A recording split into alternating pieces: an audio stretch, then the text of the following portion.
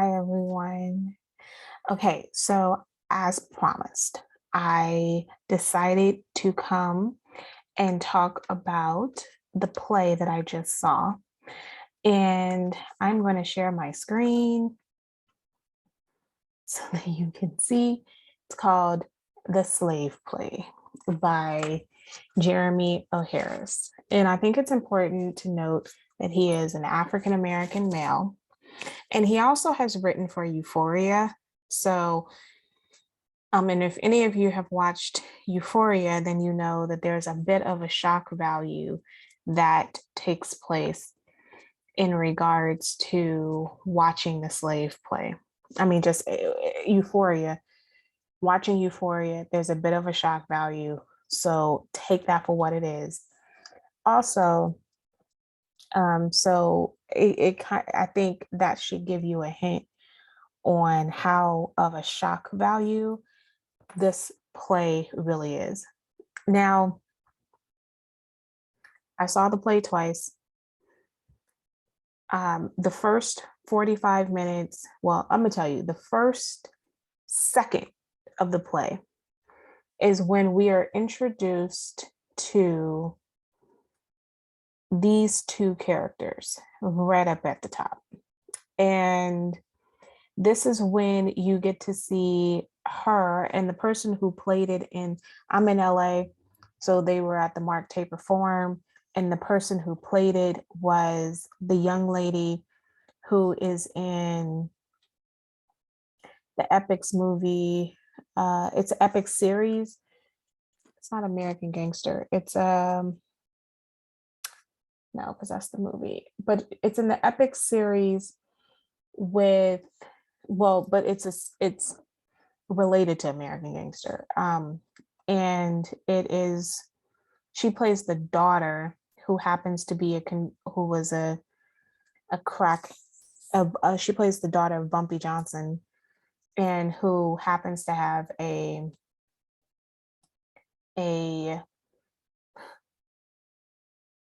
she becomes a Muslim of the Nation of Islam, and she becomes an ally to Malcolm X. And there's that. So for those of you who are watching that show like I am, it's a good show. Anyway, it's on Epics. So she plays that in the LA circuit. And I'm gonna say that the slave play, I've been to many plays on and off Broadway.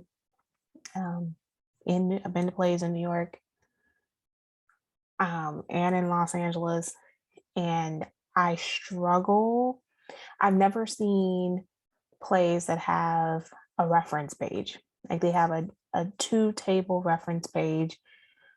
They even actually hand out, and I have it, I think, somewhere in my purse, where they have even a list of books that they want to, it's a reading list so that you can become more, I guess, open-minded to this and the framework in which this was written.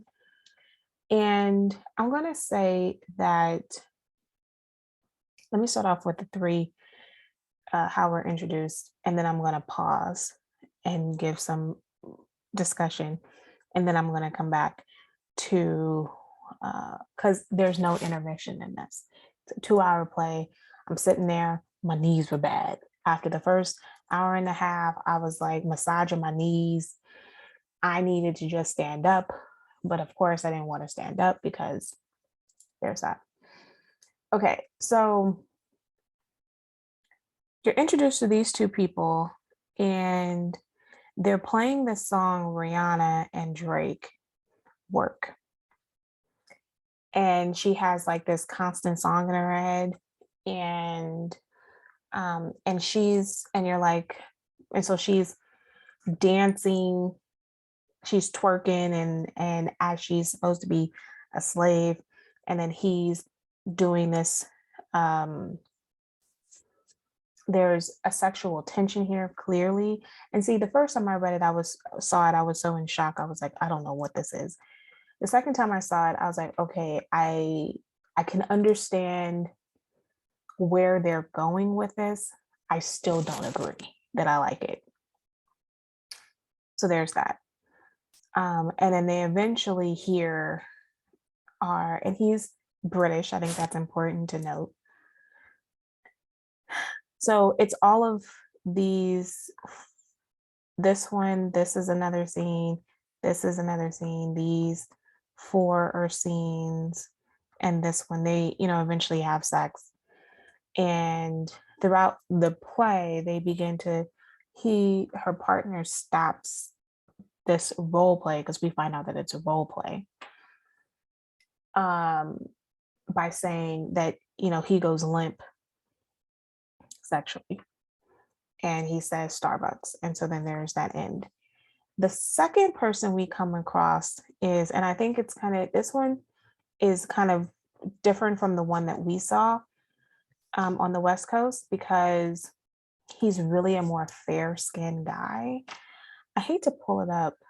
Okay, so this is kind of where we see, I'm trying to make it bigger for you. Now, in Los Angeles, he's really light-skinned, so he could pass for white. And I think that that is more effective because the writing shows that he's more ambiguous, and this person really begins to demean him. Well, she's asking for him to play music, and then there's a sexual encounter in which she assumes more of the masculine role by using a black dildo inside of his. Okay. And so you see them consistently doing this motion at the same time that this first couple is doing the motion, right?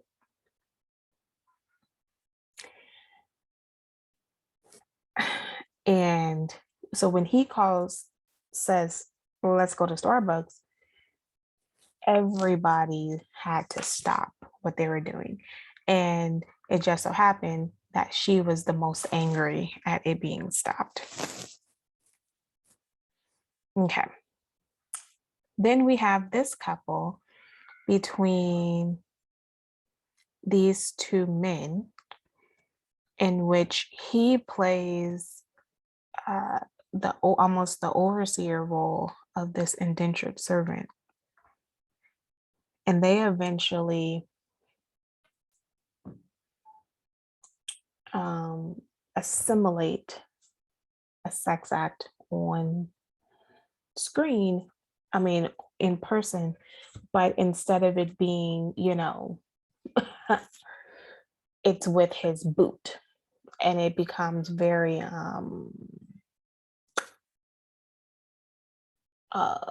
explicit. And then, okay, so let me pause there. So that's the first 45 minutes of the play. And you are like, what is this? And especially if you don't watch this review, because this is a spoiler, clearly. I'm gonna say that it's not the reason why I was so offended. And there is a lot to be said, because this time period is hypersexualized. So I'm perfectly aware of that. I'm perfectly think that is an important part. There isn't a lot that is talked about women, white women, being overly sexualizing Black slaves. There's not a lot of that written, and I'm not sure of how much that's even recorded as much, because really the recorders of history, even oppressed, even formerly enslaved, have been predominantly male. You still do not have as strong of a female presence in telling the story as much as you have with men who tell their story. So there's still a privilege in some way in history when it comes to telling stories and being the author of these stories. So we see white we see white men constantly being able to demonstrate their sexualized story and how much they sexualize all women, especially during this time period, slave women. And so to kind of make it as Black slaves had agency in their sexuality when it comes to a white man during this time period is something I struggle with, even if it's a possibility that it happened. I struggle with that because they were owned, they were property. So, how can they have the same level of agency of their sexuality with a white man who's their owner or overseer? It's a problem. It's a problematic space that I sit in. And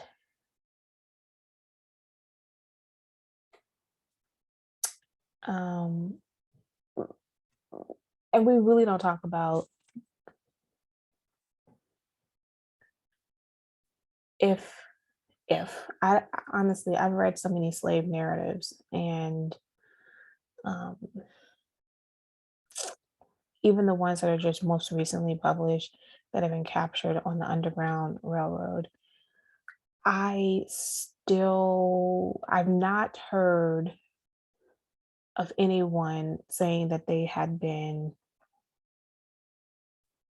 um, forced to be in uh, a continual sexual relationship with a man. But we know that lynching, this fetishization of the black male genitalia by white men, like we know that's a thing. So that's not a far-fetched notion that and we do know that they raped black men with not just with different objects. So that's a thing. We know that. So when I watched all of the first part, I was like, hmm. And then you hear the jokes, and I struggle with the jokes, and people are laughing. I mean, she goes off and talks about Mandingo men and how they're apes. And I was like, did I miss the humor? And then you want to look around like, who laughing? Who laughing? You know? So then there's kind of a break in which we should have had an intermission. And part of me is like, you didn't want to have an intermission because people gonna walk out. Because I went with my godmother the first day, and she was like, that's why we don't have an intermission, because people would leave. And the second part, I went with my mentor, and she goes, I don't care if there's an intermission or not. If I'm ready to go, I'm ready to go. Anyway, so she's like, but I've been in some offended material. And so when it first started, she's like, oh, I don't think I'm gonna make it. Oh gosh. Anyway, so then we get to, let me see if I can find the more non, oh gosh, I don't know.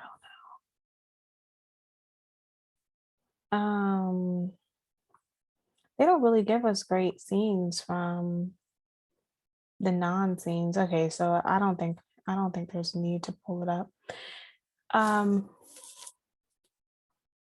So they do give us a break to go back into talking. So it actually becomes like a therapy session between three different interracial couples. And of course, the one who speaks the most is the white woman. She wants to talk over everyone. And then at the end, he's like, I want to be seen as Black, the dude that she's with. And she's like, but I see you as Philip. And he's like, I want to be seen as being Black because that's who I am, not as Philip. This whole racial blindness idea is, and how that actually hurts, Black people, because it's an erasure of who they are and erasure of everything that they are and who they are as a people, their experience. And at the end, I mean, the therapy session is pretty an interesting one. It does kind of make a bit of a joke on academia and how we are constantly trying to explore, but then a part of it is like, well, we make these theories, we do this research, and I don't interact with humans per se when it comes to, because that's not my field. But if I do experiments, if I did experiments, then sometimes you kind of do trial and error to present your research, and that's what this is. And trying to justify the level of shock and the level of anxiety that people can feel from doing this. I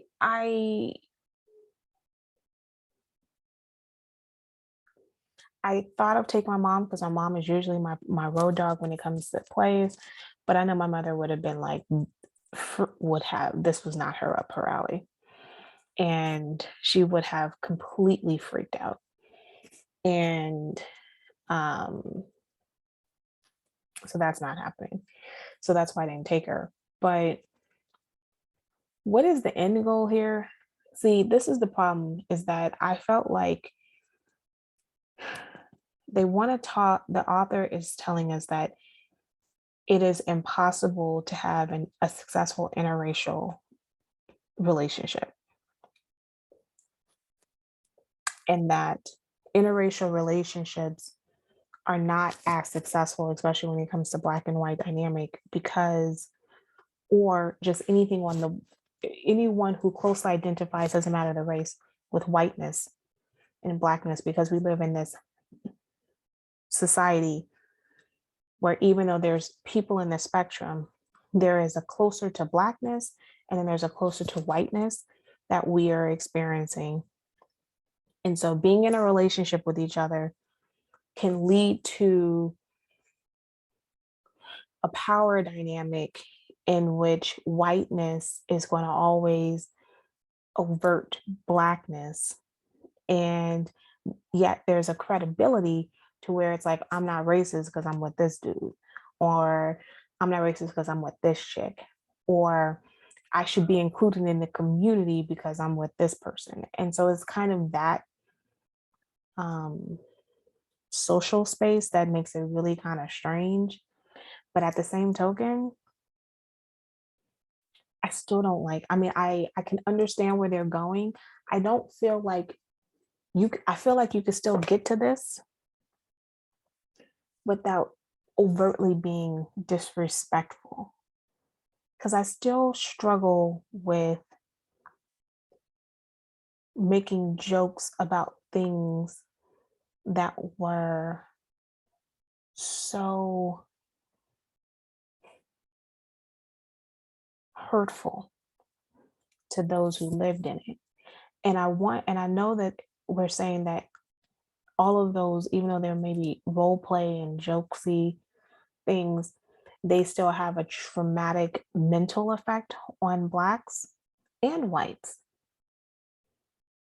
that we can't get over, which makes our relationships, love relationships, sometimes too complicated to be successful. I get that. But understand that this play is just not for me. This play could be for other people. And maybe maybe I'm just not a fun person who can think of certain topics very lightheartedly.